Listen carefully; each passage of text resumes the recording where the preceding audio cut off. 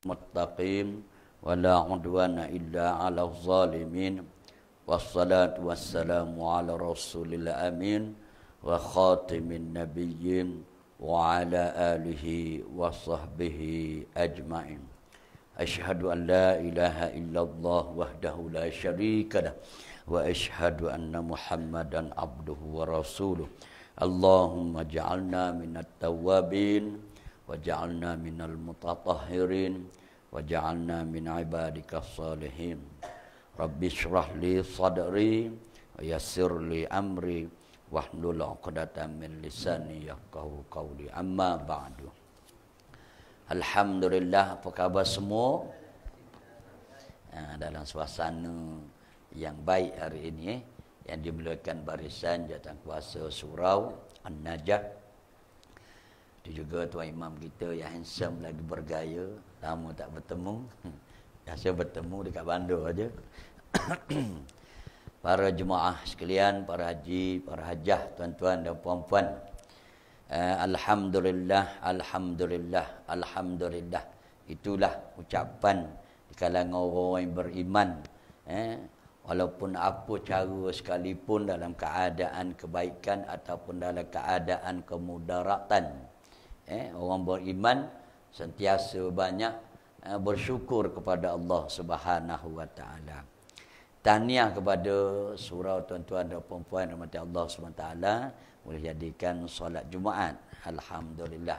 Gunalah yang terbaik ruang yang diberikan oleh Jabatan Agama Negeri Johor. Alhamdulillah. Muslimin dan muslimat yang dimuliakan, malam ini saya berhajat, bercadang bawa satu tajuk Ibrah Mi'raj. Walaupun para jemaah telah didedahkan oleh Ustaz Sulaiman secara detail, mungkin apa yang saya sampaikan ini ada kebaikannya, ambillah sebagai peluang untuk kita mengambil sejarah perjalanan junjungan besar Nabi Muhammad sallallahu alaihi wasallam. Kita ketahui bahawasanya Mi'raj, junjungan besar Nabi Muhammad sallallahu alaihi wasallam, bukan secara ruh, bukan cerita dongeng. Hakikat sebenarnya Allah rakam dalam Al-Quran, dalam surah Isra ayat yang pertama. Perjalanan junjungan besar Nabi Muhammad sallallahu alaihi wasallam dengan jasad dan ruh Rasulullah sallallahu alaihi wasallam. Peristiwa Mi'raj Nabi Muhammad sallallahu alaihi wasallam telah disebut dengan jelas, sejelas-jelasnya dalam dua surah dan diisyaratkan dalam surah yang lain juga. Kita akan memetik sedikit sebanyak menyebut peristiwa ini secara jelas. Bismillahirrahmanirrahim. Subhanalladzi asra bi'abdihi lailan minal masjidil haram ilal masjidil aqsa alladzi barakna haulahu linuriyahu min ayatina innahu huwas samiul basir. Sadaqallahul azim. Segala puji hanya untuk Allah Subhanahu wa taala. Maha suci Allah Subhanahu wa taala yang telah memperjalankan hambanya pada suatu malam dari Masjidil Haram ke Masjidil Aqsa, yang telah kami berkati sekelilingnya. Berkati sekelilingnya. Jelas dekat situ kan. Agar kami perlihatkan kepadanya sebahagian dari tanda-tanda kebesaran kami. Sesungguhnya dia maha mendengar lagi maha mengetahui. Para jemaah yang dimuliakan, muslimin dan muslimat yang dirahmati Allah Subhanahu wa taala. Yang pertama, ibrah di sini banyak hari ini bukan sahaja daripada zaman junjungan besar Nabi Muhammad sallallahu alaihi wasallam diperdengarkan oleh orang-orang di kota Mekah tentang peristiwa perjalanan Rasulullah sallallahu alaihi wasallam ini, mereka yang kafir tidak langsung menentang dan tidak mempercayainya. Dan ada juga di kalangan umat Islam yang baru memeluk Islam pada masa tersebut menjadi apa dia panggil apa dia, was-was, mungkin nak kembali semula kepada agama lama mereka. Tapi dijelaskan, diperkuatkan penceritaan, sokongan penuh oleh Sayyidina Abu Bakar As-Siddiq, yang membenarkan kata-kata junjungan besar Nabi Muhammad sallallahu alaihi wasallam. Maka umat Islam yang baru masuk Islam pada masa tersebut, maka mereka kembali kepada Islam sepenuhnya. Alhamdulillah. Hari ini kini macam-macam perkara yang meletakkan bahawasanya bagaimana Rasulullah Muhammad bin Abdullah ini boleh naik kepada apa dia? Boleh naik ke langit. Sedangkan mereka buat kajian Mi'raj dan sains moden. Beberapa orang tertarik pada ilmu pengetahuan alam, yang ingin memastikan sebab alamiah bagi setiap peristiwa dan penyebab fizik bagi setiap fenomena. Mereka meletakkan fenomena. Kita umat Islam meletakkan mukjizat. Mukjizat ke atas junjungan besar Nabi Muhammad sallallahu alaihi wasallam. Telah mengambil sikap menolak dasar Mi'raj Rasulullah sallallahu alaihi wasallam. Mereka mengkaji dengan pemikiran mereka sendiri. Mereka menyatakan ilmu pengetahuan mereka yang moden itu untuk menjauh dari bumi perlu menetralisasi, bahasa payah sikit, gravitinya. Maknanya di sini satu perkara apabila nak melepasi pada graviti tersebut, maka ruang udara tak ada. Macam mana ya mereka Muhammad ini naik? Contoh, mereka buat kajian tentang kelajuan nak melepasi kepada graviti tersebut. Paling minimum kecepatannya 25,000 batu sejam. Kelajuan. Mereka bawa konsep mudah tendang bola di lambung. Angkat. Tetap pasti jatuh. Contoh, kita ambil kunci inilah. Kunci ini. Lambung atas. Tetap akan jatuh. Jadi dengan pemikiran yang logik, tidak mampu. Tetapi dengan beriman kepada Allah Subhanahu Wa Taala sepenuhnya, ayat ini tidak boleh ditakwilkan 0.0% pun. Hakikat sebenarnya peristiwa yang berlaku kepada junjungan besar Nabi Muhammad sallallahu alaihi wasallam adalah perkara yang sebenar-benarnya berlaku. Jadi kecepatan perjalanan Nabi Muhammad sallallahu alaihi wasallam seharusnya melebihi kecepatan cahaya. Jadi cahaya tu apabila dia terlalu laju, maka akan terbakar. Muslimin dan muslimat yang dirahmati Allah Subhanahu wa taala. Bagaimana kita orang beriman ini, kita melihat bahawa perjalanan Rasulullah sallallahu alaihi wasallam yang mana kita ketahui bertemankan Jibril alaihi salam, dan kenderaan Rasulullah adalah burung burak. Yang mana orang kafir buat lukisan macam mana burung burak ini. Wajah yang cantik, diserikan seumpama wanita, tubuhnya panjang sedikit. Hakikat sebenarnya Sirah menyatakan adalah lebih kurang berbentuk kuda. Kita jangan tertipu dengan dakwah Yahudi. Orang-orang kafir. Zaman 80-an dahulu ada. Rumah saudara saya ada. Malu kisah burung-burung. Kita pun teribulah. Oh, macam ni burung-burungnya. Kan? Dakwah.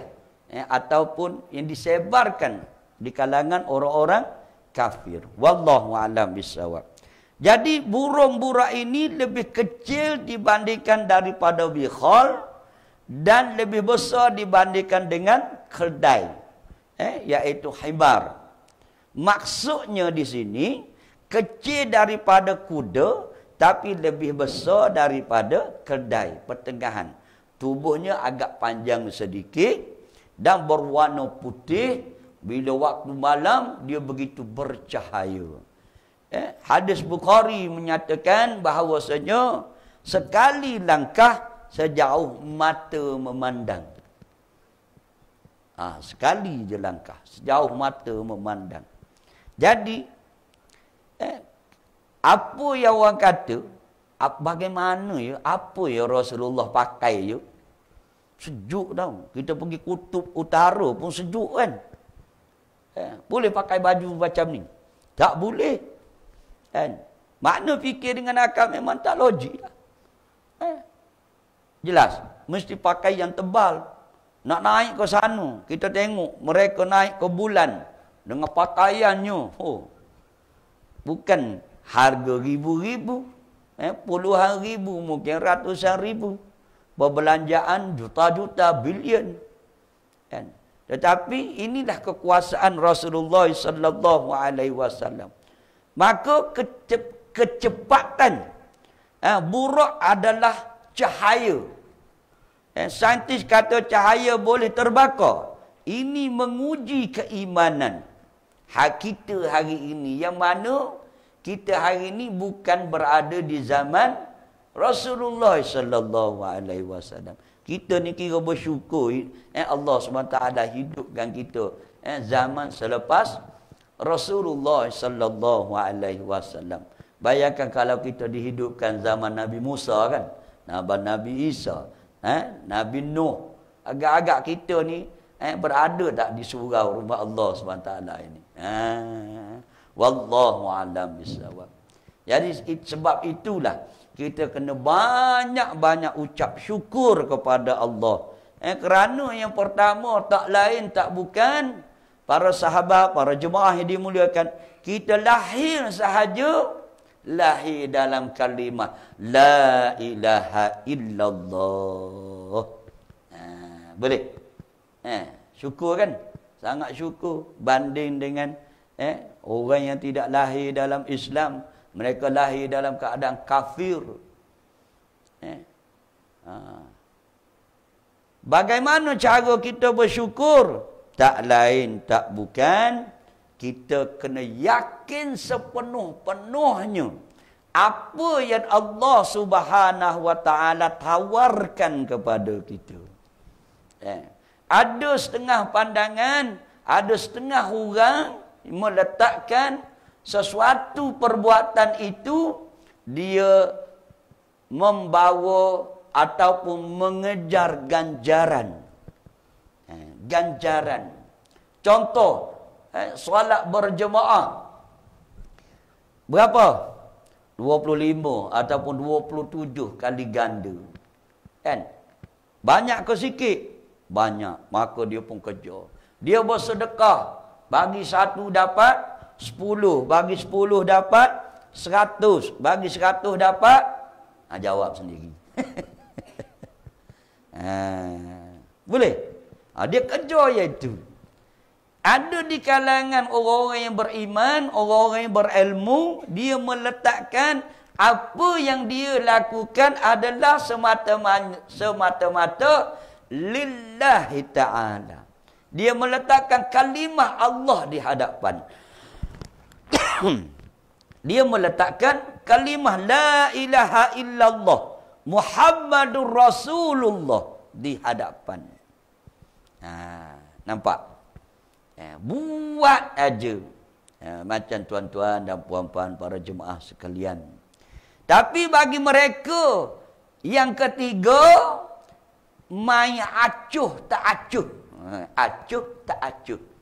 Kenapa? Sebab yang pertama dia main acuh tak acuh, dia tidak, yang pertama sekali, dia tidak berilmu. Tidak mengkaji tentang Al-Quranul Karim. Contoh kita baca Yasin tadi kan. Kita baca Yasin, kita ambil ayat, 2 ayat yang terakhir tu. 3 ayat yang terakhir. Awalaisal ladzi khalaqas samawati wal arda biqadirin ala an yakhluqa mislahum bala wa huwal khallaqul alim. Mafhumnya, dan tidaklah Tuhan yang menciptakan langit dan bumi itu berkuasa menciptakan yang serupa dengan itu. Benar, dia berkuasa. Innama amruhu iza arada syai'an an yakula lahu kun fayakun. Dan dialah Maha Pencipta, lagi Maha mengetahui. Sesungguhnya keadaannya adalah dia menghendaki sesuatu, hanyalah berfirman kun fayakun. Jadilah, maka jadilah ia. Fasubhanallazi biyadihi malakutu kulli syai'in wa ilaihi turja'un. Maka maha suci Allah yang di tangannya kekuasaan atas segala sesuatu, dan kepadanya lah kamu dikembalikan. Muslimin dan muslimat yang dirahmati Allah Subhanahu wa taala. Orang yang berilmu dia pegang bahawasanya kita ini adalah hamba. Dan ada penciptanya. Duduk situ. Maka kita pegang. Kita datang ke rumah Allah Subhanahu wa taala untuk solat berjemaah.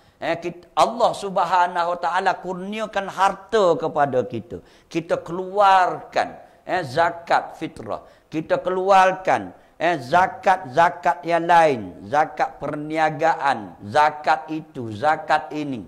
Kita ada duit, orang minta sedekah, kita hulurkan.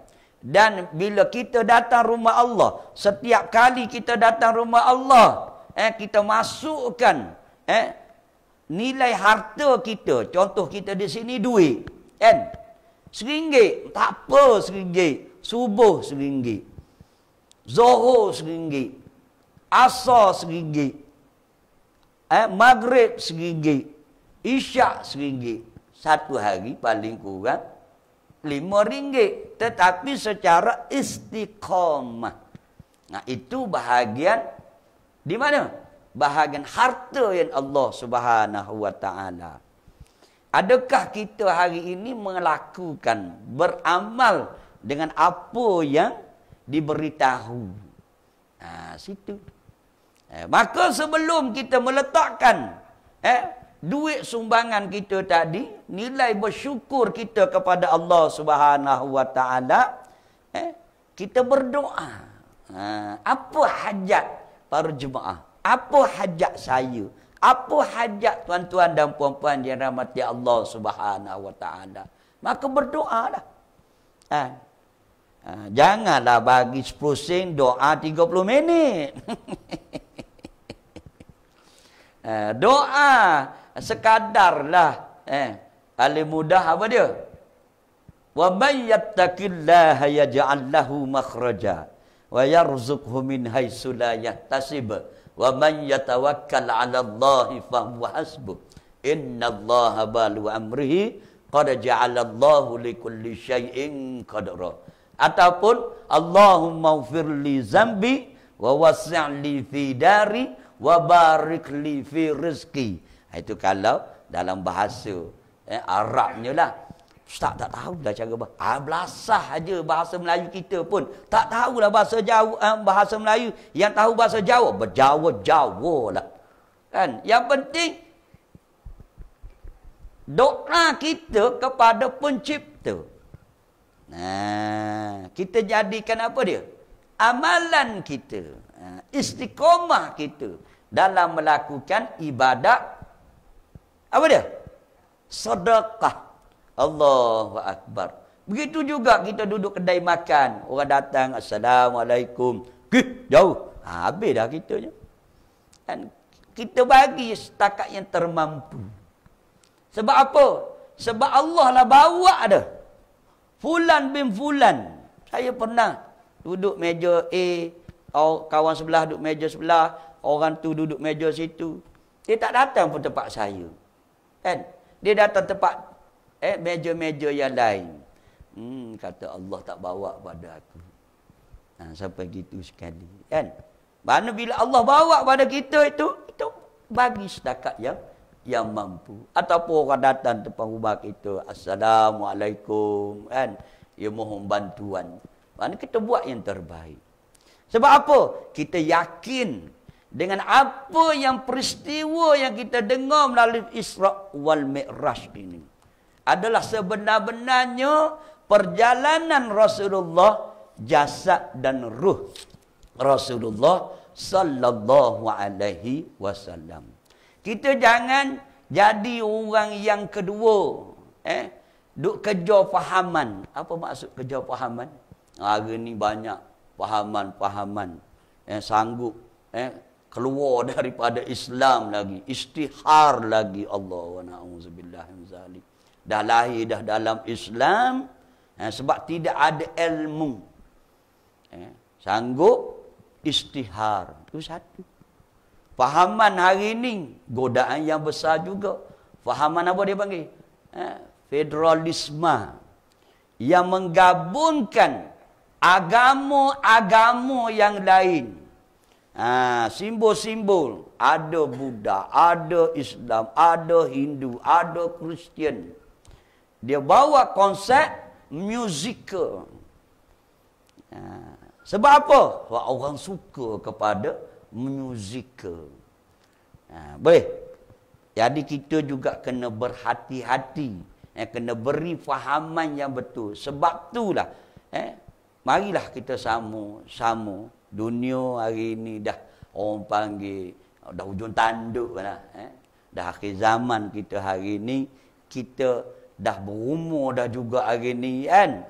Adik-adik ni alhamdulillah lah. Tapi nasibnya belum tahu lagi kan. Kalau jalan yang ihdinas siratal mustaqim, ibu dan ayahnya bawa konsep Islam, maka alhamdulillah, syukur pada Allah. Tapi kalau hanya bawa kepada konsep akademik saja, tidak ada Islam, tidak menerapkan nilai-nilai Islam, maka akan berlakulah beberapa perkara yang di luar dugaan. Bagaimana anak kamu? Anak saya alhamdulillah, syukur pada Allah Subhanahu wa taala. Ada berapa orang anak? Tak ramai, ada 3 orang saja.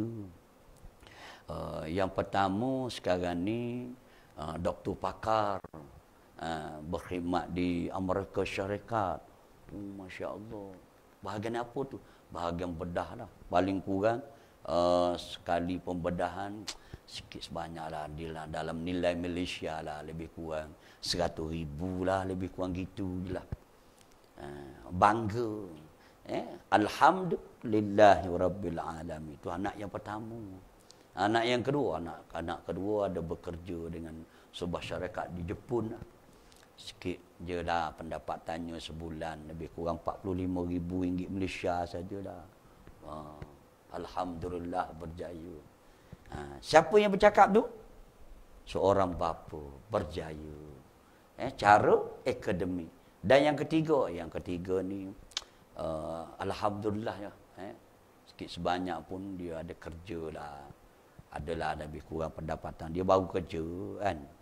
Dalam 10-15 ribu sajalah. Maknanya anaknya semua berjaya.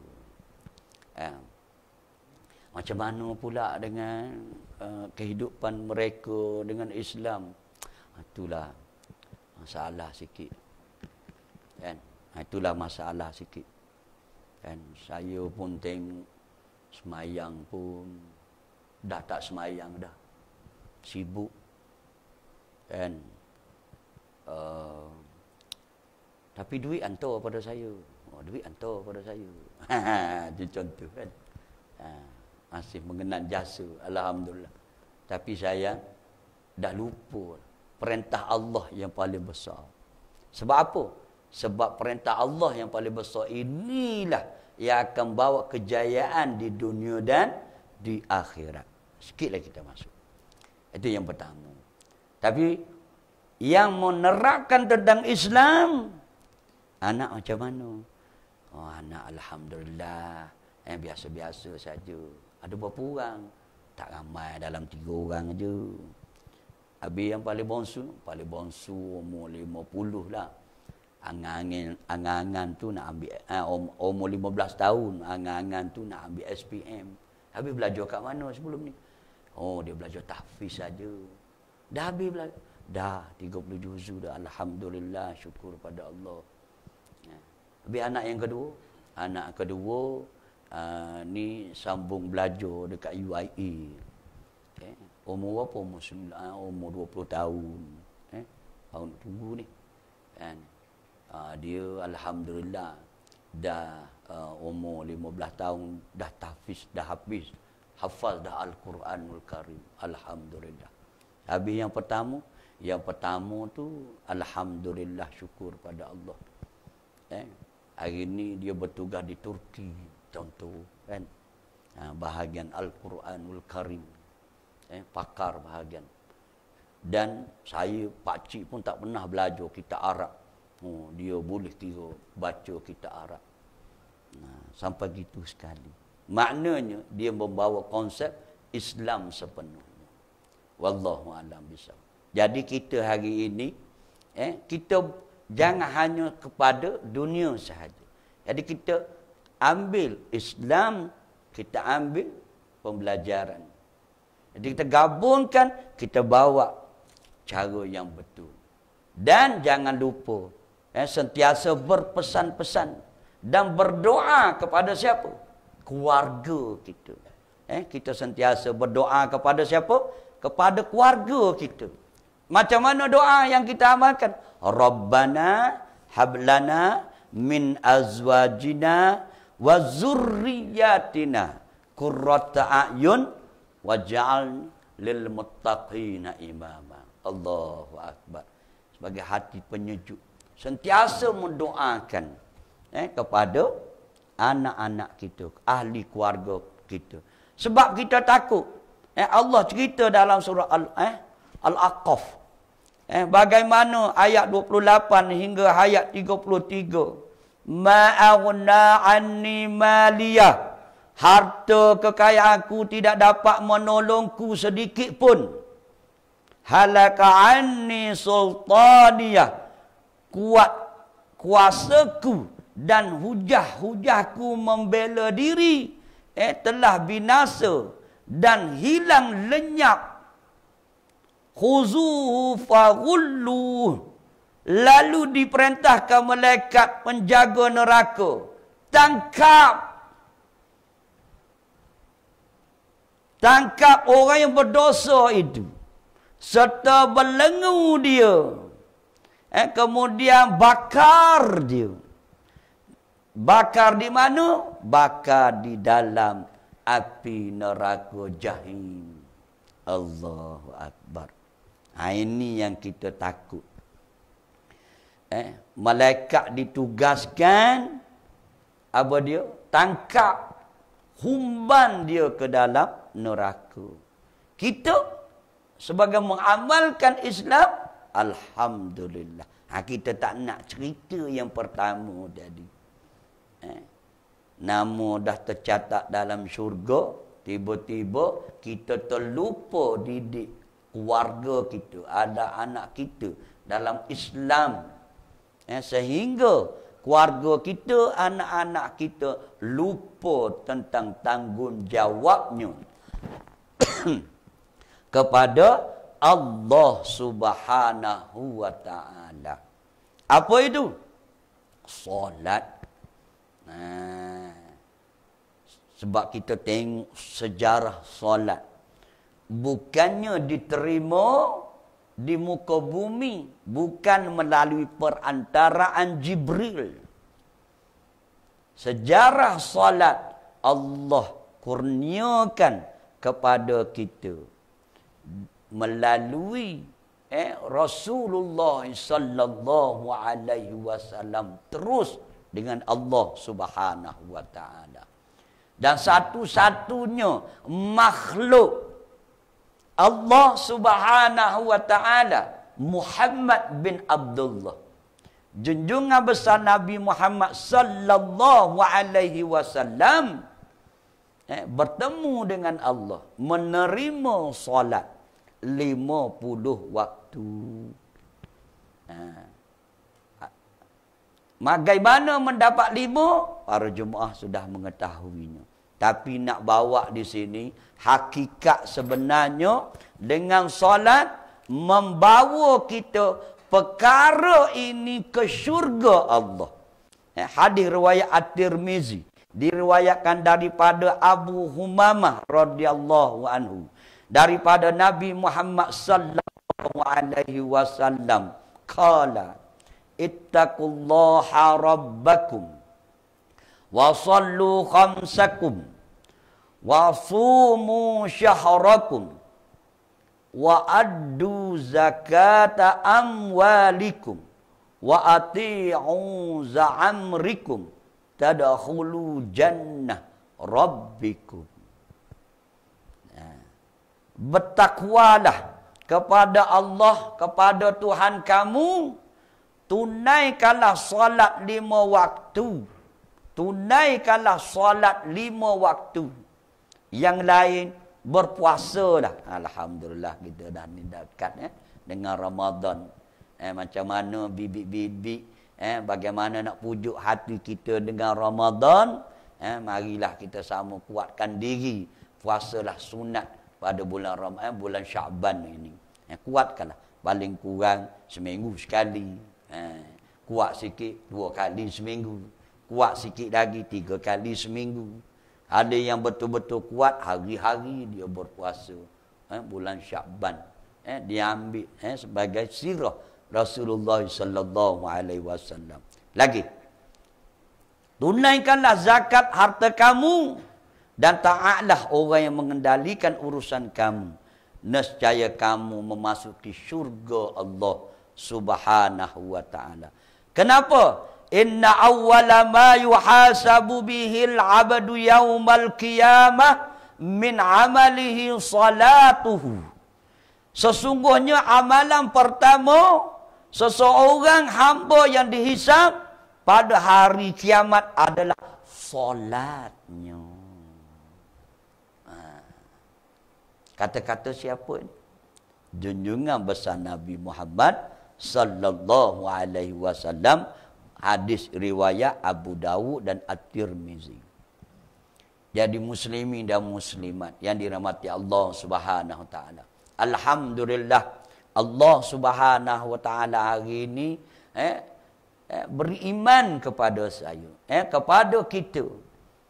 Dan kita sentiasa berdoa, ya qallibal qulub sabbit qalbi ala dinik subhanaka inni kuntu minaz zalimin. Bukan hari ini saja mohon padamu ya Allah agar kau tidak bolak-balikkan hatiku ini dan terus bawa.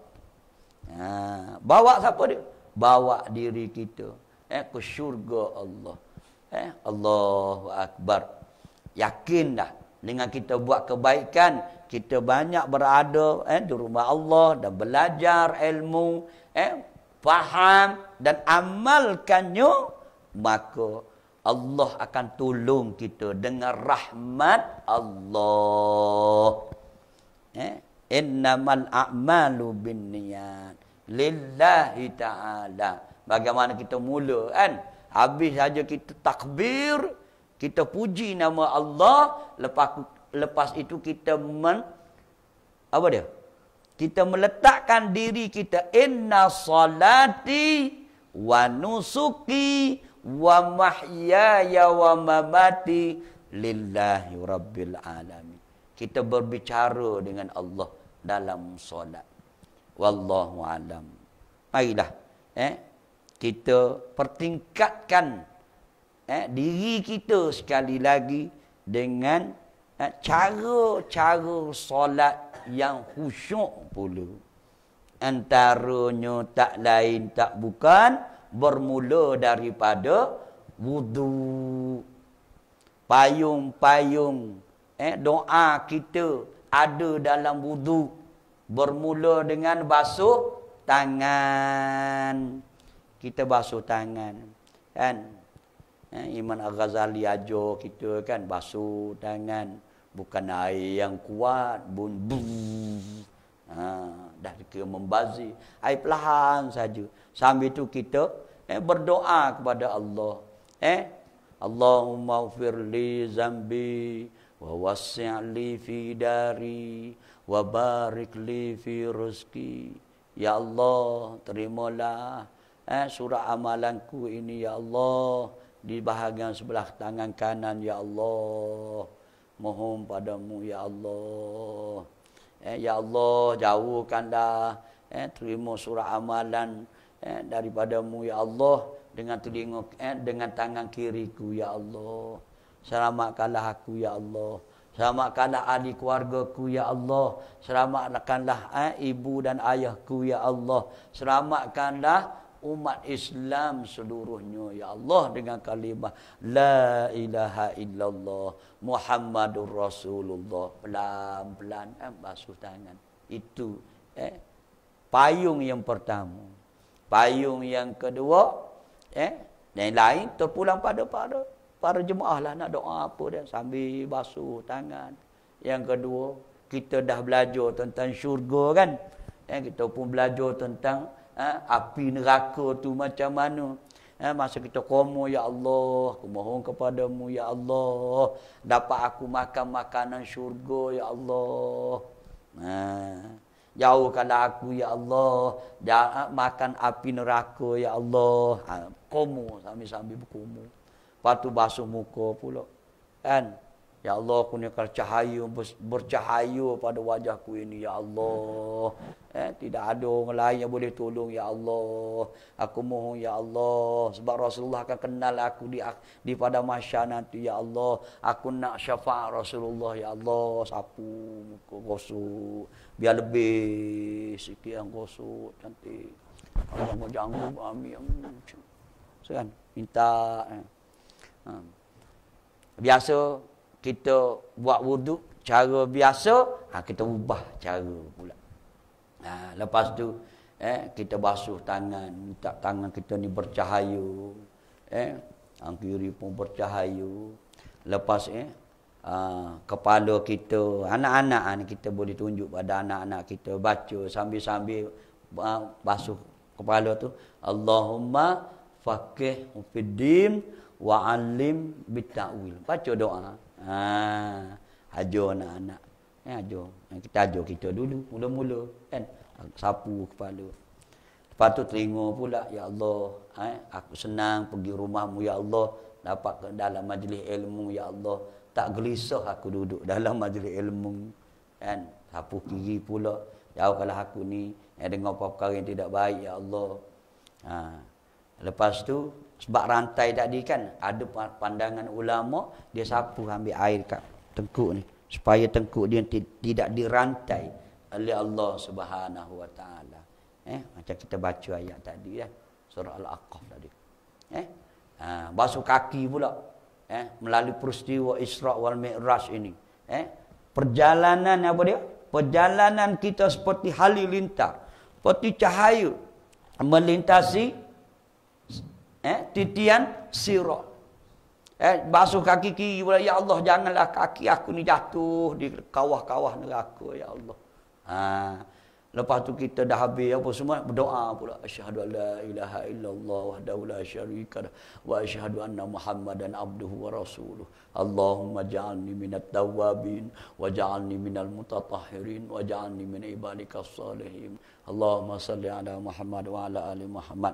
Lintaskan dalam hati, ya Allah, dapat aku syafaat Rasulullah sallallahu alaihi wasallam. Kenapa ini?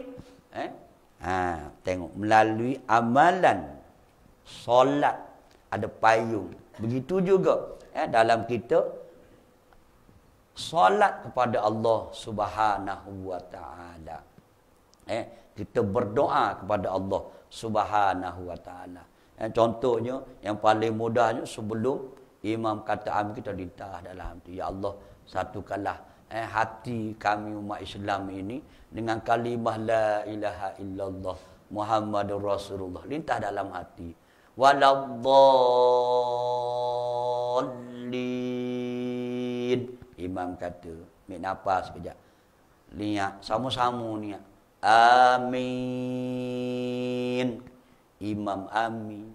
Imam, makmum amin. Para malaikat pun amin. Masya Allah. Tabarakallah. Seronok tak semayang kita? Seronoklah. Sebab apa? Sebab kita sentiasa berbicara dengan Allah Subhanahu. Dalam mana? Dalam neraka. Siapa yang bercerita ini? Rasulullah sallallahu alaihi wasallam. Allah persaksikan atas kebesaran Allah. Allazina yu'minuna bil ghaib. Orang yang tak ada ilmu seperti biasa, dia mengamalkan tak payah solat. Tapi orang yang ada ilmu, orang yang faham, oh takut aku tak solat. Aku tahu dengan aku tak solat nanti aku akan hidup lama di akhirat. Aku akan dihempak dengan batu, pecah berkecai, jantung balik, meraung. Aku tahu kat sana tak ada hospital, tak ada KPJ, tak ada Putra, tak ada dah nak tolong aku. Yang boleh tolong aku hanya solat. Allahu Akbar. Jadi marilah sama-sama kita jangan jemu. Wal asri innal insana lafi khusr illa allazina amanu wa amilus salihat wa tawasaw bil haqqi wa tawasaw bis sabr. Berpesan-pesan, pesan pada diri kita, pesan kepada isteri kita, pesan kepada anak-anak kita tentang kelebihan dan azab Allah Subhanahu wa taala ini. Wallahu alam bisawab. Saya mohon marilah sama-sama kita perhalusi ibadah kita pula. Kita dah tak lama dah kan.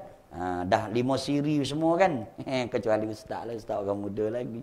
Kan? Ustaz muda, ustaz, jangan takut ustaz. Ustaz orang muda. Kenapa kita bangga dengan Allah dan Rasul? Sebab Allah Maha Pencipta. Allah bagi 3 tawaran kepada kita di akhir. Tertarik dengan tertawan.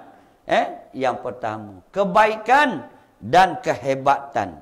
Ini adalah ubat kepada diri untuk beriman kepada Allah Subhanahu wa taala. Tawaran-tawaran yang Allah kurniakan hari ini, orang yang beriman rebutlah peluang ini, dan kurangkan perkara yang apa dia? Bermaksiat. Wallahu a'lam bissawab. Jadi insya-Allah pada tahun ini alhamdulillah dah keluar keputusan hari ini, kita dapat solat tarawih, kita dapat solat seperti biasa, tidak seperti tahun-tahun yang lepas. Alhamdulillah.